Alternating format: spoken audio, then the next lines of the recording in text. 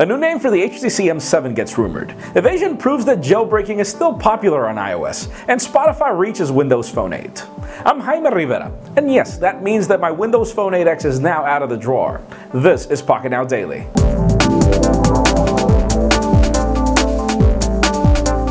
For those of you interested in the HTC M7 that should be out in the next couple of weeks, well, apparently M7 was just a code name and there is another brand name. We know that HTC has invested heavily in their One branding with the HTC One X, the One S, and just about every other device that was launched this year, all great devices, and apparently this device will be dubbed the HTC One. Not One something, just HTC One. Obviously things can change from here to there, so we will keep you posted at the event. And then Nokia comes back to the news because we have some leaked designs of a possible future Lumia smartphone. And since we talked about the Lumia 520, 720, and even Nokia Lumia 1000 already being rumored, we wonder which design or which device could this design fit. It doesn't seem like this will be a flagship device, but hopefully things will change and probably MWC would shed some light.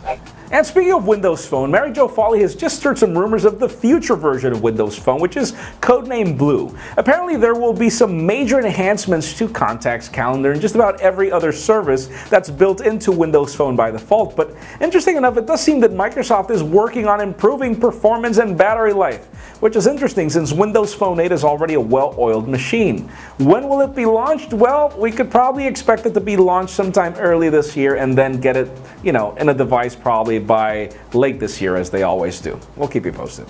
And yes, we've got some more Windows Phone news. Those of you who were like us dreading Windows Phone 8 because Spotify did not work on it and only on Windows Phone 7.5, well, the beta for Windows Phone 8 is now live and it's available at the Windows Store. You can download it for free, and to be honest with you, it works a lot faster on a beta than it did on Windows Phone 7.5, so make sure you download it, and if you haven't tried Spotify, well, there's a free trial for 30 days. I do recommend you give it a try.